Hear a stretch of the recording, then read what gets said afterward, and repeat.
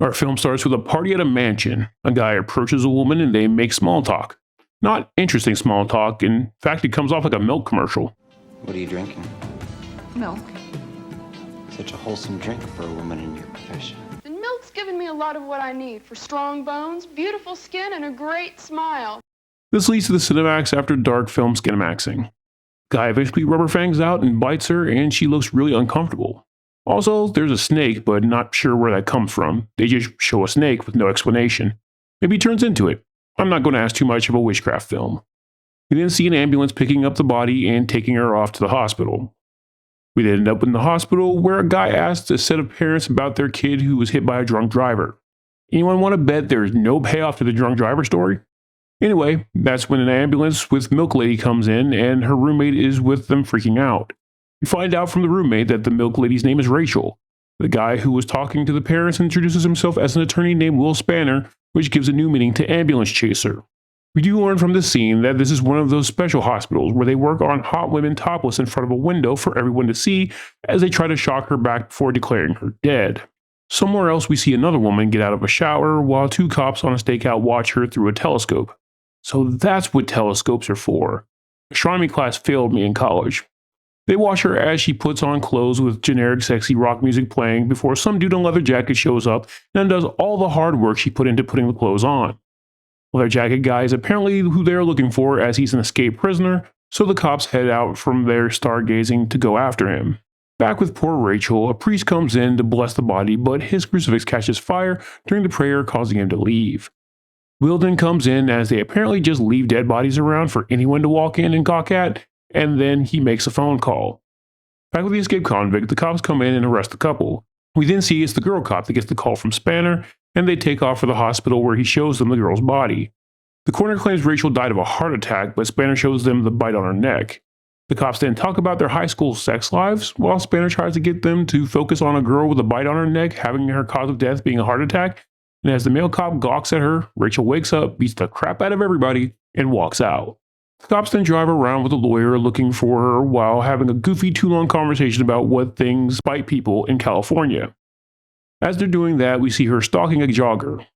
I guess vampires can function in a day in this universe. Anyway, she then jogs in front of him with her butt hanging out of her hospital gown, which he doesn't see as a red flag at all as he follows her. I mean, in the worst case scenario here, she's an escape patient from a regular hospital and might have a disease, or she's an escape patient from a mental institution because she's nuts. Either way, the guy thinks with his wrong head, offers her water, leading to her skinemaxing him in what looks like it would be a very itchy area to lay down in. She rubber fangs out and bites him coincidentally as the cops drive past, and they go after her. The girl cop catches up to her, and when Rachel lunges, girl cop shoots her twice. When they go to check on her, she gets up and knocks down Will. Will then grabs a tree branch and sticks it in her heart, finishing her off. Buddy cop then says she'll just come up with a horrible lie that she tripped and fell on a branch to keep Spanner from getting in trouble and tells him to leave. We then see a cop reprimanding someone about the Rachel situation.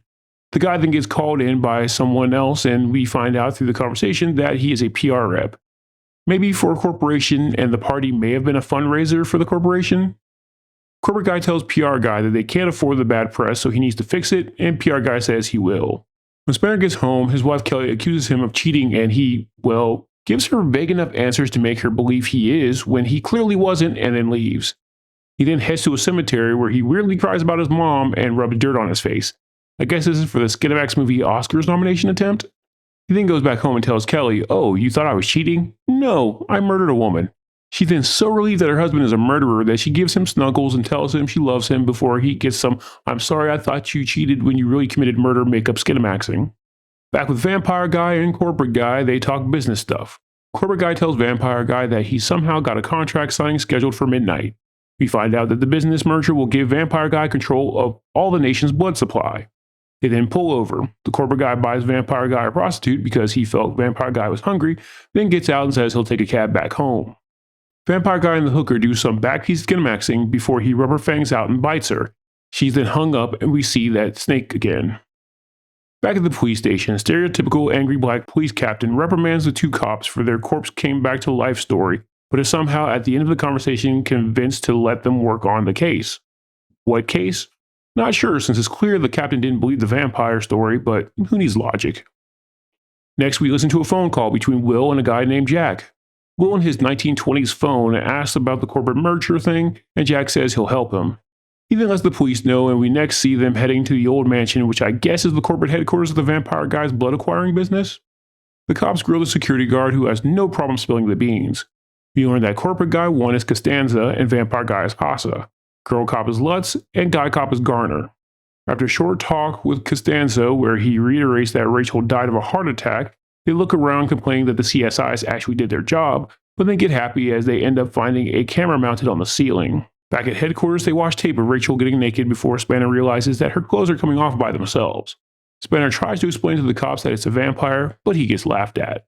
He then heads home dejected that no one believes him, but Kelly is at least happy to see him and gives him some sorry your friends think you're crazy skinemaxing. Now I see why he's with her. She's pretty high on that hot crazy index, so he gets some for any reason. Back at the police station, the investigators get told by the captain to back off the case per orders of the mayor's office. They ignore him and decide to look for Rachel's roommate, Sally. Back with Hassa, we watch him play with a sword topless. Costanza then comes in and tells Hassa that the investigation has been stopped. Hassa says he doesn't believe they will stop, but doesn't want them hunted. Costanza said that's probably not a good idea since the contract signing is that night. Lutz and Garner arrive at Sally's apartment, where we learn that she's a dominatrix. After listening to her working through the door, they decide to bust in for, reasons. I mean, she's not a suspect, right? Anyway, Sally and Lutz tangle while Garner goes after her client. After cuffing her, Lutz hopes they don't get sued for police brutality, and Garner says the client isn't going to say anything since he apparently was a high-level Republican. No, seriously, look in IMDb, his actual character name is Republican. Back with Hassa, he fires the security guard for giving the cops the security footage. When the guard demands severance pay, Hassa decapitates him with a sword. Back with Spanner, Will calls back Jack, who was in the middle of being skinemaxed. We find out that Jack works for the INS, and he gives him the skinny on Hassa's corporation. Will asks him to stop that merger by any means necessary. Meanwhile, in Will's room, a vampire bat hand puppet flies in and turns into Hassa. Hassa has a quick feel-up of Kelly before rubber fanging out and biting her, resulting in her getting all touchy-feely on herself. Meanwhile, Jack and Will finally get to the point of the conversation where Will sees that Hassa's birth certificate says he was born in 1586. Obviously, that can't be the case. Not because someone that old can't still be alive like Jack says is the issue, but mainly because birth certificates weren't a thing until the late 1800s and weren't actually mandated until the early 1900s. Who says a channel that dwells on hot ladies with fangs can't be educational as well? After seeing that Hassa's had made it back to his meeting, which no one questions as to why it's being held in a creepy room full of candles, Jack goes back to his bedroom to go to sleep, and the investigators interrogate Sally. We find out through the interrogation that Sally and Rachel were paid prostitutes at the party. The cops then deny her right to an attorney, and she admits to being with the same guy Rachel was with, whose name was Marty something. They put 2 and 2 together that it's Marty Hassas, a name we haven't heard until this scene. Back at Hassas' meeting, he finishes his merger, followed by doing some Jedi mind tricks that make Kelly fang out, leading to Will knocking her out. Also, Sally becomes a zombie before spazzing out on the interrogation room floor. Will ties Kelly up and promises to get the person who did that to her, though considering how she was at the beginning of the film, there's a good chance she was like that even without the vampire bite if he used the wrong soap to wash the dishes, then screwed his brain out afterward to make up for it. Back at police headquarters, stereotypical angry black captain grounds the investigators to their desks after telling them Sally was dead, but they leave anyway to see Hassas. Meanwhile, Hassas continues to do his Jedi mind tricks to make Kelly freak out. We then see Will sneaking around the mansion with a wooden stake as the investigators arrive shortly after him, leading to the two running into each other, with the cops telling Will that they finally believe in vampires. The cops then, I guess, go back to their cars and lie on their megaphones saying that the place was surrounded. That leads to the company's publicist guy walking in and basically admitting to them murdering people in front of all the business people they were trying to merger with, and Hassas and Costanza trying to play it off as him having a nervous breakdown. You would think if Hassas had the power to Jedi mind trick people, he'd pick better henchmen because that's now 2 employees writing him out. The other corporate people then cancel the merger and leave. Hassas then tells Costanza to leave as he's expecting uninvited guests for dinner. PR guy heads off with a gun and tries to shoot the cops, but he has stormtrooper aim and gets himself shot. Cops then say we're done with our part of the movie and sit with their backs to the door and smoke cigarettes. Spanner finds Hassas, and Hassas gives the evil guy the end of a movie monologue before turning into the vampire bat hand puppet, and we get to the trippy flying in circles part of the film. Spanner swings the stake like he's aiming at a piñata before he eventually lands a strike resulting in Hassas going back to dude with long hair form. They fight it out before the two double stake themselves somehow, since only one end was sharp, so that shouldn't be possible, and they both lie dead. The cops then head back into being in the movie and have a shootout with Costanza that they eventually win. The cops then seem really inconvenienced when they see Spanner's body and decide not to care enough to look for Hassa. The film ends with a dying Hassa heading back to Spanner's house.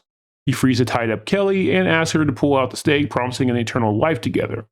Despite her being a stage 5 clinger who should really want that, she pushes it in further and he goes into some type of spinny fire death. So I guess there was an active volcano outside their window? Maybe? Oh, and if you're wondering what made this a witchcraft movie, there was a throwaway scene where Hassa's called Spanner Warlock. So there.